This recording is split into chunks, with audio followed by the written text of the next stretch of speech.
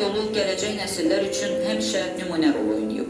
Heydər Əlirzaoğlu Əliyev 1923-cü il mayın 10-da Naxçıvanda dəmiryolçu ailəsində dünyaya gəlib. Azərbaycan mənim ürəyimdir.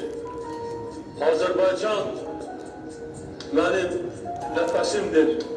Azərbaycan mənim həyatımdır. El bilir ki, sən mənimsən. Yurdum, yuvam, məskənimsən. Anam, doğma vətənimsən. Ayrılarmı? Gönül candan. Azərbaycan.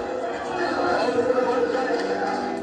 Bir neçə ali təhsili olan Heydər Əliyev enerjili, çalışqan, gənc yaşlarından müxtəlif vəzifələrdə xidmət edib, çox sürətlə böyük uğurlar qazanaraq daim ön sıralarda seçilən insanlardan olub.